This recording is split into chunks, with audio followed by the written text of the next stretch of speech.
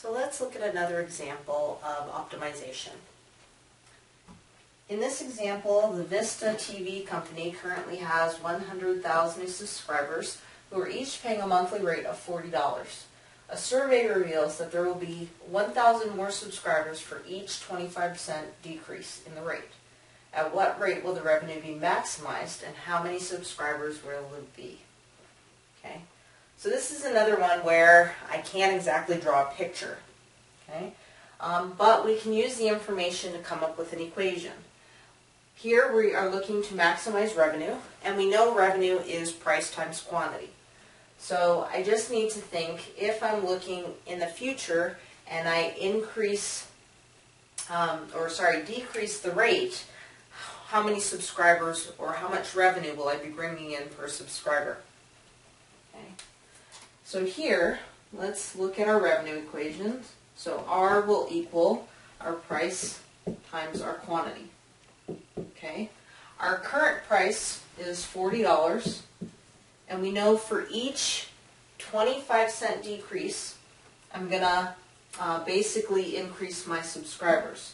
So let's let X be the amount of the number of decreases we have.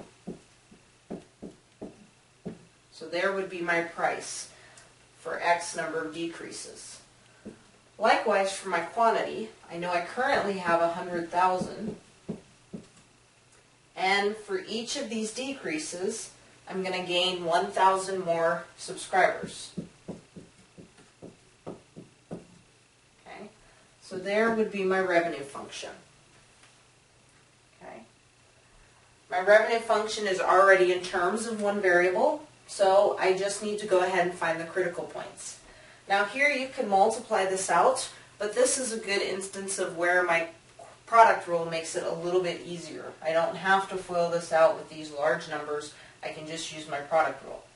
So my derivative, R prime, is going to look like the derivative of the first, which is a negative 1/4, times the second, 100,000 plus 1,000x, plus the first,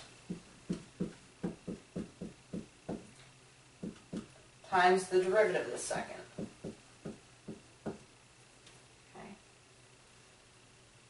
Here I can clean that up some. So R prime is going to equal, well, taking that divided by 4, it's going to be 225,000. It's a negative out front. Minus 250x.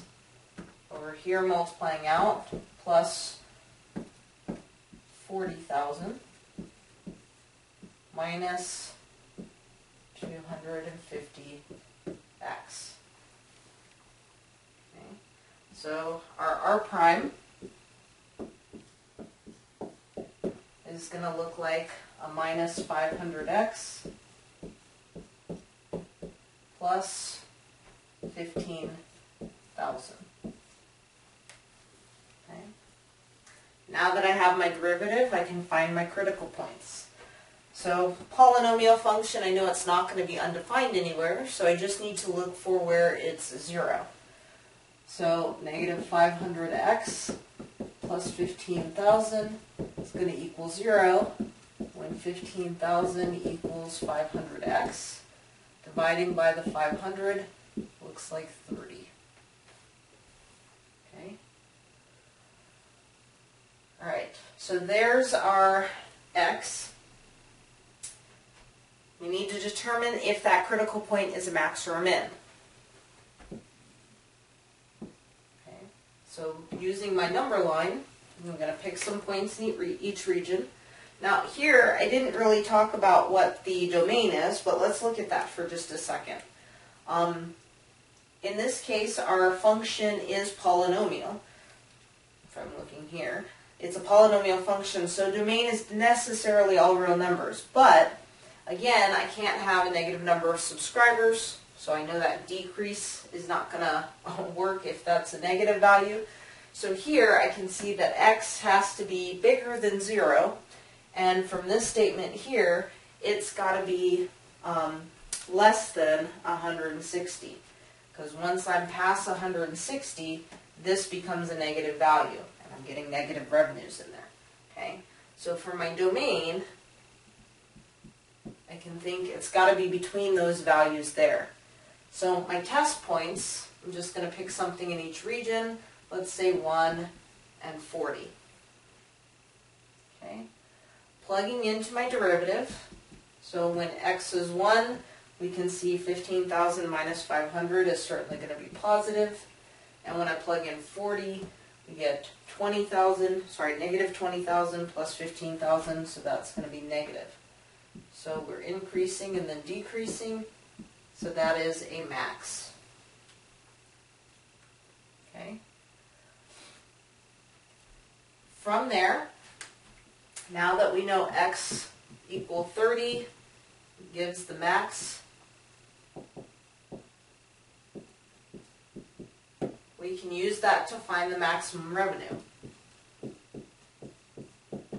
So plugging in, we can see 40 minus 30 over 4, 100,000 plus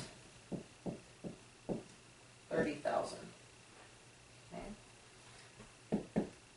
Getting a common denominator in that first bit, multiplying by 4, we get 160 minus the 30, so 130 over 4 times 130,000.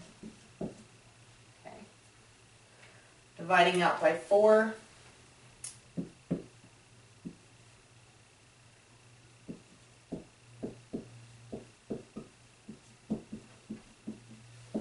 we'll get 32.5 times 130,000. And multiplying this out, we'll get $4,225,000 for our revenue. Okay, let's look at one last example. Suppose the demand for a certain product is P equal 400 minus 2Q.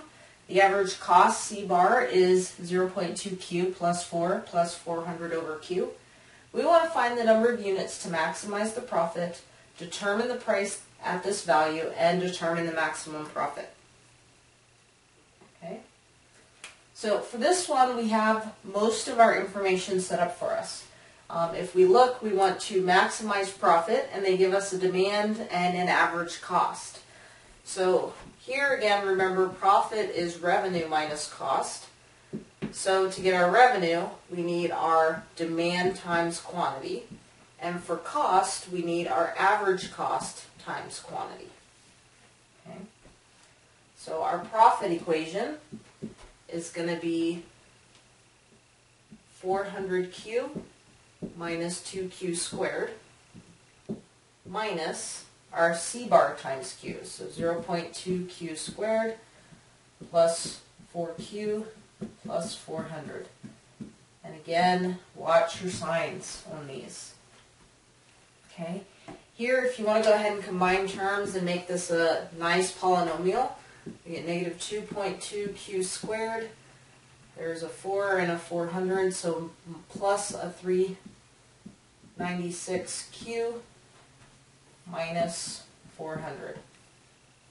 Okay. Domain for this one, Q cannot be 0, so because of our denominator there. And then if we look, well, Q can basically go up to 200, because once it's past 200, our demand here becomes negative. Okay, so domain for P is going to be 0 to 200. Okay. Let's look at our derivative. So again, from here we need to get our critical points. So looking at our derivative, we get a negative 4.4Q plus a 396. So now we just need to determine where the critical points are. So notice, again, it's a polynomial function, meaning P prime is never going to be undefined. So we just need to determine where P prime is equal to 0. And that's going to occur when 4.4Q is equal to 396, or when Q is equal to 90. Okay. Once we have our value, again, we just need to test. So putting this on our number line and picking points, again, we need to be between 0 and 200. So let's pick, say, 110. Okay, again, pick any values you like, but just make sure they're within range. So plugging this into our derivative, we can see at 10, we're going to get a negative 44 plus a 396. So that is certainly going to be positive. At 100, we're looking at a negative 440 plus 396. So that's certainly going to be negative. So it's increasing and then decreasing, which tells us this is going to be a max. Okay. Now this is our Q value, and we were asked to find a couple different things. So when stating our solution, we just need to go back to our problem and make sure we've answered all the pieces. Okay. So in particular here, we want to find the number of units to make the maximum profit. So at 90 units, the profit is maximized.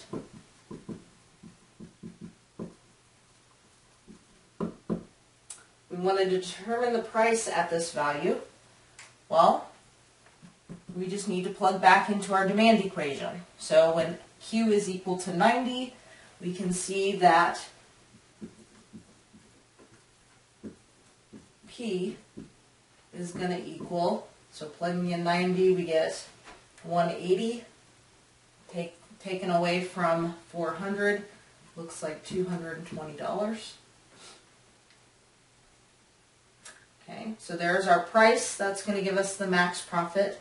And then lastly, we want to determine the maximum profit. Okay, so once I know my P and my Q, we can plug back into our equation here. Okay.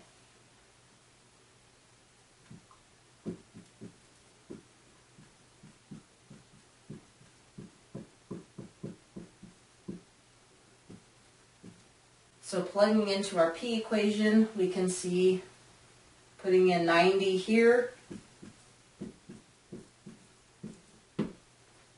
we'll get 17,420.